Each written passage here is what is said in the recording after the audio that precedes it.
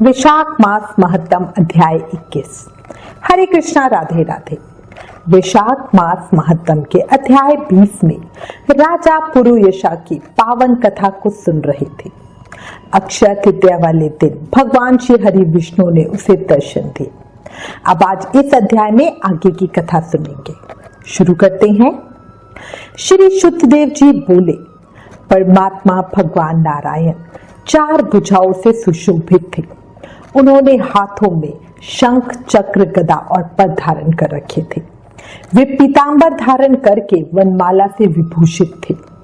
भगवती लक्ष्मी तथा एक पार्षद के साथ वे गरुड़ की पीठ पर विराजित थे। उनका असहनीय तेज को देखकर राजा ने नेत्र बंद कर लिए। फिर उनके दर्शन कर हर्ष के मारे सब अंगों में रोमांच हो गया और नेत्रों से आंसू गिरने लगे। भागवत दर्शन के आनंद में उनका हृदय सर्वथा डूब गया। उन्होंने तत्काल आगे बढ़कर भगवान को साष्टांग प्रणाम किया। फिर प्रेम विहल नेत्रों से विश्वात्मा देव जगदीश्वर श्री हरि को बहुत देर तक निहार कर उनके चरण धोए और उस जल को अपने मस्तक पर धारण किया।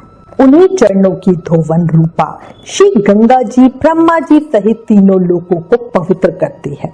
तत्पश्चात राजा ने महान वैभव से बहुमूल्य वस्त्र, आभूषण और चंदन से हार, धूप, दीप तथा अमृत के समान नैवेद्य के निवेदन आदि से एवं अपने तन, मन, धन और आत्मा का समर्पण करके अद्वितीय पुराण पुरुष भगवान विष्णु का पूजन किया।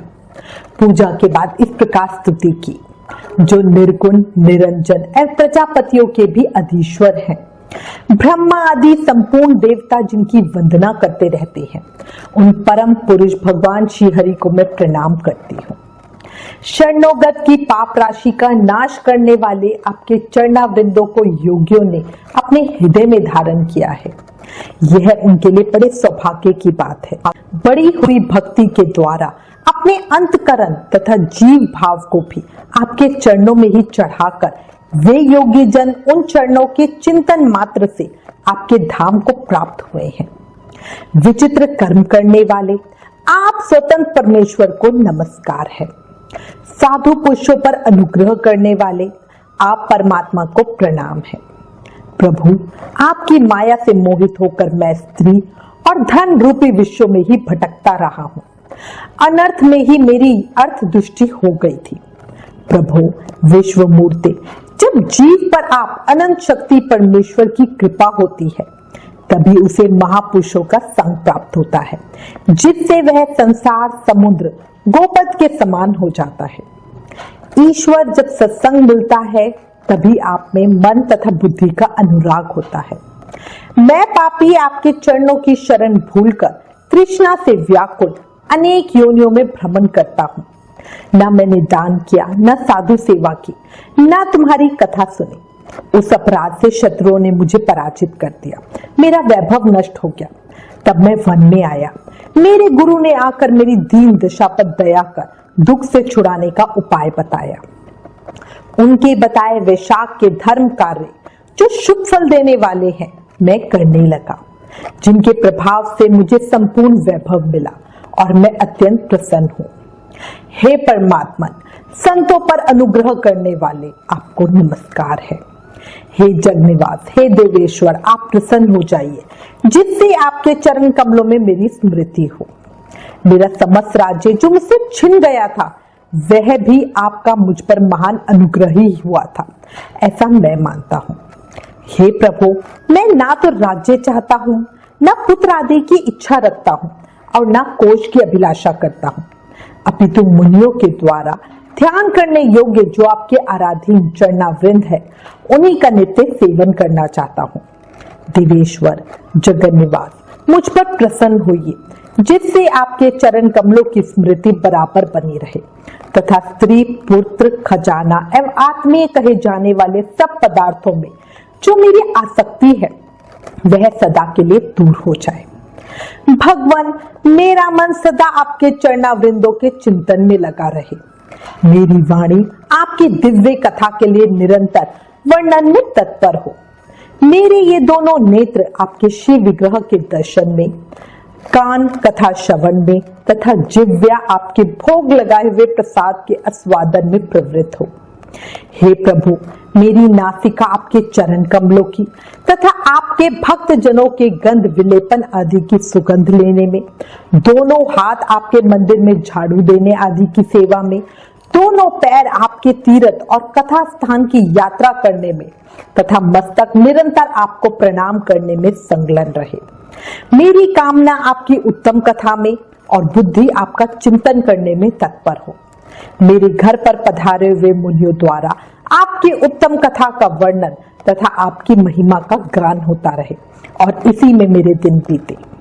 हे प्रभु, एक क्षण तथा आधे पल के लिए भी ऐसा प्रसंग ना उपस्थित हो जो आपकी चर्चा से रहित हो। हे श्री हरि, मैं परमेश्वरी ब्रह्मा का पद, भूतल का चक्रवर्ती राज्य और मोक्ष भी नहीं चाहता, केवल आपके चरणों की निरंतर सेवा चाहता हूँ, जिसके लिए लक्ष्मी जी तथा ब्रह्मा शंकर आदि देवता भी सदा प्रार्थना किया करते हैं। राजा के इस प्रकार स्तुति करने पर कमल नयन भगवान विष्णु ने प्रसन्न हो मेघ के समान गंभीर वाणी में इस प्रकार कहा, राजन, मैं जानता हूँ तुम मेरे श्रेष्ठ भक्त हो, कामना रहित और निष्पाप हो। नरेश्वर, मुझ में तुम्हारी दृढ़ भक्ति हो और अंत में तुम मेरा सायुज्य प्राप्त करो। तुम्हारा द्वारा किए हुए इस स्तोत्र से इस पृथ्वी पर जो लोग स्तुति करेंगे उनके ऊपर मैं संतुष्ट हूँ। मैं उन्हें भोग और मोक्ष प्रदान करूंगा। यह अक्षय तृतीया इस पृथ्वी पर प्रसिद्ध होगी, जिसमें भोग और मोक्ष प्रदान करने वाला मैं तुम्हारे ऊपर प्रसन्न हुआ हूँ। जो मनुष्य इस तिथि को किसी भी बहाने से अथवा स्वभाव से ही स्नान दान आदि क्रियाएं करते हैं, वे मेरे अविनाशी पद को प्राप्त होते हैं। जो मनुष्य पितरों के उद्देश्य से अक्षय तृतीया को श्राद्ध करते हैं, उनका किया हुआ वह श्राद्ध अक्षय होता है। इस तिथि में थोड़ा सा भी जो पुण्य किया जाता है उसका फल अक्षय होता है। निप्रश्रेष्ठ, जो कुटुंबी ब्राह्मण को गाय दान करता है, उसके हाथ में सब संपत्तियों की वर्षा करने वाली भुक्ति और मुक्ति भी आ जाती है। जो वैशाख मास में मेरा प्रिय करने वाले धर्मों का अनुष्ठान करता है, उनके जन्म, मृत्यु, जरा, भय और पाप को मैं हर लेता हूँ। अनग, यह वैशाख मास मेरे चरण चिंतन की ही भांति ऐसे सहस्त्र पापों को हर लेता है, जिनके लिए शास्त्रों में कोई प्रायश्चित नहीं मिलता। राजा को ये वरदान देकर देवाधिदेव भगवान जनार्दन सबके देखते देखते वही अंतर्ध्यान हो गए। तदंतर राजा पुरुयशा सदा भगवान में ही मन लगाए हुए उन्हीं की सेवा में तत्पर रहकर इस पृथ्वी का पालन करने लगे। वैशाख के सब धर्मों का बारंबार पालन करने से पुत्र पौत्रादि की वृद्धि हुई। देव दुर्बल समस्त मनोरथों का उपभोग करके अंत में उन्होंने चक्रधारी भगवान विष्णु का सायुज्य प्राप्त कर लिया। जो इस उत्तम उपाख्यान को सुनते और सुनाते हैं, वे सब पापों से मुक्त हो भगवान विष्णु के परम पद को प्राप्त होते हैं। वैशाख मास महत्तम अध्याय 21 संपूर्ण। कल अध्याय 22 में आगे की कथा सुनेंगे।